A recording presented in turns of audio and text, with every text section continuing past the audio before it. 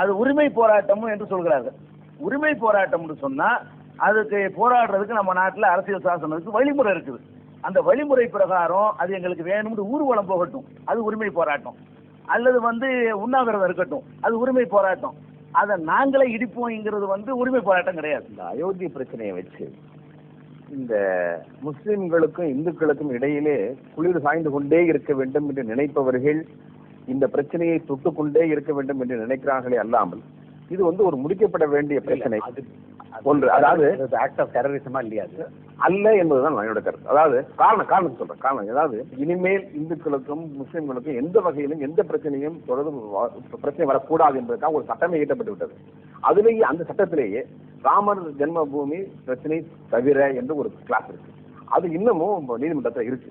அதனால அந்த ஒரு பிரச்சனையை மட்டும் வச்சு இந்து முஸ்லீம் பிரச்சனை நிரந்தரமாக இருக்கக்கூடாது என்பதற்காக இந்த பிரச்சனை மீண்டும் கிளறி கொண்டிருக்க கூடாது. அதுல நான் என்ன கருத்து என்று சொன்னால், பெரும்பான்மை சமூகம் நம்பிக்கையின் அடிப்படையிலே நாங்கள் நம்புகிறோம். அங்கு அயோத்தியில இன்னும் 25 மசூதி இருக்கு, 25 கிருஷ்ண ராமர் கோவில் இருக்கு. ஆனாலும் கூட அந்த குறிப்பிட்ட இடத்த எங்க ஆக்கிரமிப்பு விட்டுருங்க சொல்லி வேண்டுகோள் விடுத்தார்கள்.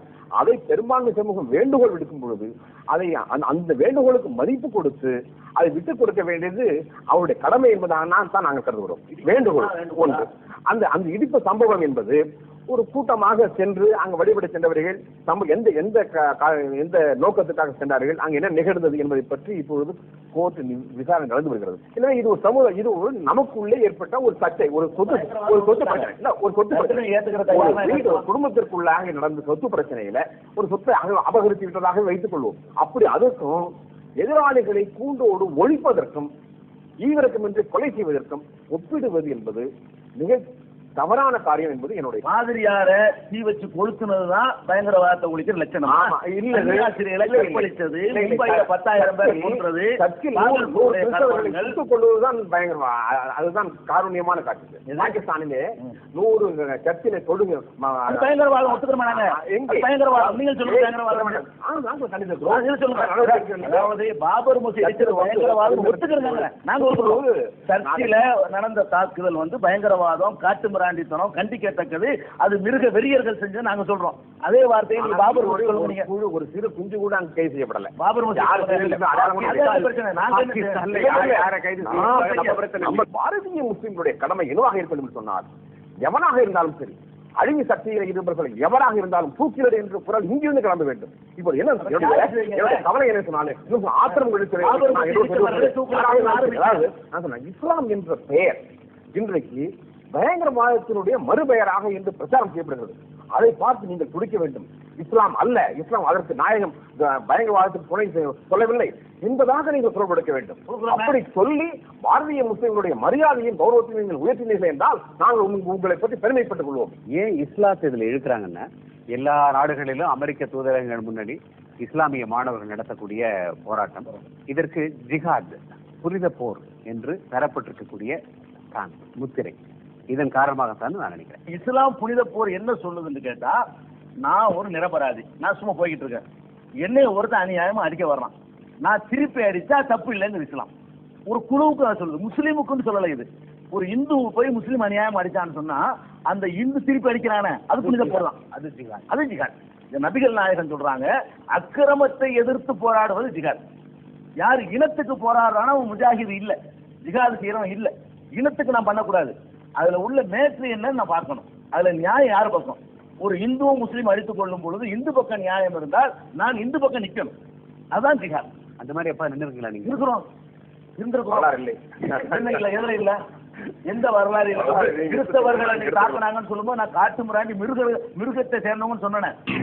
ராம் ஜென்ம பூமியில நடத்தப்பட்ட தாக்குதல் திட்டமிட்ட பயங்கரவாத செயல் என்பதில் நீங்க ஒரு கிளியர் கட்டா சொல்லணும். அது என்ன, எஸ் ஆர் நோ?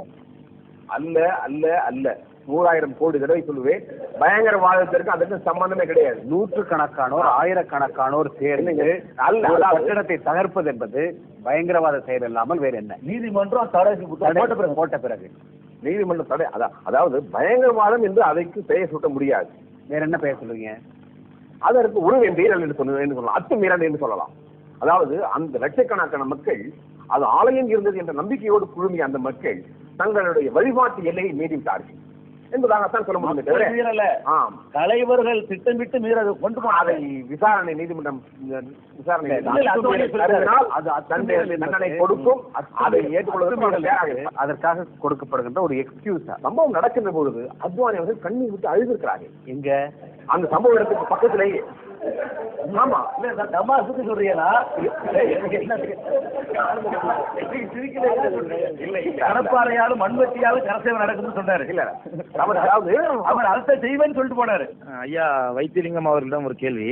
பயங்கரவாதம்னால என்ன அர்த்தம் சொன்னா, அநியாயமா அப்பாவி மக்களை கொல்வதற்கு பெயரும் அடுத்தவருடைய உணர்வுகளை நசுக்கிறதுக்கு பேரும் தான் பயங்கரவாதம். அது ரெண்டுமே ரெண்டு இடத்துலயும் நடந்துச்சு. WTC சென்டருடைய அந்த கட்டட இடிப்புக்கு காரணமானதாக கருதப்படும் பின்லாடன் அவர்கள் ஒரு கருத்து சொன்னார். என்னன்னு சொன்னா, இது அல்லாஹ் கொடுத்த தண்டனை அப்படின்னு சொன்னாரு. இதுவே பெரிய ஆதாரம். அது மட்டும் இல்லாம இது நான் செய்யவில்லை, செய்தவர்களை பாராட்டுகிறேன் அப்படின்னு சொன்னாரு அப்படின்னு சொன்னாங்க. அதே காரியத்தை தான் இங்கேயும் சொன்னாங்க. விஷ்ணுஹரி டால்மியாவா இருக்கட்டும், இல்ல அத்வானியா இருக்கட்டும், இல்ல உமா பாரதியா இருக்கட்டும், இந்தியாவினுடைய ஒரு அவமான சின்னம் அகற்றப்பட்டது அப்படின்னு சொன்னாங்க. அப்ப அது பயங்கரவாதம், இது பயங்கரவாதம் இல்லைன்னா என்ன அர்த்தம்? இவங்களுக்கும் பின்லாடன் அவர்களுக்கு என்ன வித்தியாசம்? இரண்டும் ஒப்பிடுவது என்பது முற்றிலும் பொருந்தாது. ஏன்னா அங்கே 10,000 பேர் இருக்கிற ஒரு கட்டிடத்தை அழிக்கிறார்கள். அதிலே உயிர்களும் பல உயிர்கள் கொல்லப்படுகின்றன. ராம ஜென்மபூமி கட்டடம், அந்த கட்டடத்தை பிரச்சனை பொறுத்த வரைக்கும் 1049 இருந்தே ராமர் சிலை உள்ளே வைக்கப்பட்டு பூஜ்யப்பட்டு தொடர்ந்து வந்திருக்கிறது. எனவே அது வழிபடும் இடம் யாருக்கு சொந்தம் என்பதிலே ஒரு தாவா. எங்களுடைய வருத்தம் எல்லாம் சிறுபான்மையினர்களுக்காக அல்ல, உலகத்திலேயே பெரும்பான்மை உணர்வுகளையும் மதிப்பின் இடங்கள் என்று கெஞ்சி கேட்கின்ற நிலையில் இருக்கிற ஒரே நாடு பாரதம். அதுதான் எங்களுக்கு வருத்தம் அளிக்கக்கூடிய உண்மை. இங்கே எடுத்துட்டு போய் இடிக்கிறதா அதாவது என்ன பிரச்சாரம் செய்யப்படுகிறது? இந்த பாரதிய முஸ்லிம்கள் நிகழ்ச்சி போறீர்கள், ஏதோ ஒரு பாபரி கட்டடம் என்ற ஒன்றிலே தான் இஸ்லாம் தொக்கி இருக்கிறது என்பதாக ஒரு பொய் பிரச்சாரம் செய்து கொண்டு வருகிறீர்களே, இது நியாயம் என்று கேட்க விரும்புகிறேன். இஸ்லாம் நான் சொல்லுகிறேன், இந்த கட்டம் அகப்பட்டால் இஸ்லாம் அறிஞ்சுமா திருசாக்கி காட்டுவதற்கு சில வாதங்கள் அவர் வைக்கிறார். என்ன வைக்கிறாருன்னா, அந்த ஒரு பள்ளிவாசல் போயிட்டா இஸ்லாம போயிருமா அப்படின்னு கேட்கிறாரு. இப்ப எனக்கு ஒரு 10 வீடு இருக்கு, உங்களுக்கு 10 பங்களா இருக்குது. ஒரு பங்களாவை நான் கையில் எடுத்துட்டு இந்த ஒண்ணு போனா செத்து போயிருவியான்னு கேட்டா கொடுப்பீங்களா நீங்க? எனக்கு உரியதான். அது யாருக்கு உரியது என்பதை சட்டத்தின் முன்னாடி தீருங்க. இந்த ஒண்ணு போனா நாளைக்கு அடுத்தையும் கேட்பீங்க. சட்டம் அங்கே சாவுது என்று பார்க்கணுமே தவிர கட்டிடத்துக்கு எண்ணிக்கை பார்க்க கூடாது. பாம்பேல குண்டு வெடிச்சதும் கோவையில குண்டு வெடிச்சதும் யாரு? இப்ப பாகிஸ்தான் பார்டர்லயும் காஷ்மீர் பார்டர்லயும் RDX எல்லாம் பிடிக்கிறது கன்சாமியா, சுப்பிரமணியா, முஸ்லீம் தீவிரவாதிகள் தானே பிடிக்கிறாங்க. அப்ப அதுக்கு சம்பந்தம் இல்லைன்னா எப்படி ஒத்துக்க முடியும்? உலக நாடுகள்ல முஸ்லீம் தீவிரவாதம் தான் அதிகமா இருக்கு. அது எல்லாரும் மறக்கவே முடியாது. இப்ப அஸ்ஸாம்ல நடக்கிற சண்டை இருக்க, பீகார்ல நடக்குற அல்பா தீவிரவாதிலாம், அதெல்லாம் யாரு? இதே மாதிரி குண்டு வெடிப்பு, இதே மாதிரி 15 போலீஸ்காரங்களை காலி பண்றது, கண்ணி வெடி வைக்கிறது. இப்ப இலங்கையில விடுதலை புலிகள் அட்டாக் பண்ணிட்டு இருக்காங்களே, அவர்கள்லாம் முக்கியமா உலகம் பூரா இருக்குது. இந்த மாதிரியான காரியங்கள் உலகம் பூரா இருக்குது. மற்றவங்க செஞ்சாங்கன்னா அவங்கள இந்து தீவிரவாதின்னு சொல்ல மாட்டோம். பயங்கரவாதி அதை நாங்களே ஒத்துக்கிறோமே.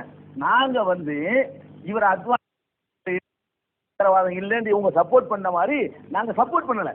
பம்பாயில செஞ்ச தப்பு தான், முஸ்லீம் செஞ்சாலும் தப்பு தான். நாங்கள் கண்டிக்கிற மாதிரி அத்வானி செஞ்ச தப்பு தான். நீங்க கண்டிக்கிறதுக்கு என்ன ஏன் தயக்கம் கேட்கிறேன். மறுபடியும் பாரதிய ஜனதா கட்சி அயோத்தி பிரச்சனை கேட்கிறது மார்ச் மாதத்திற்குள்ள அங்கே ஆலயம் உறுதி என்று சொல்லியிருக்கிறது.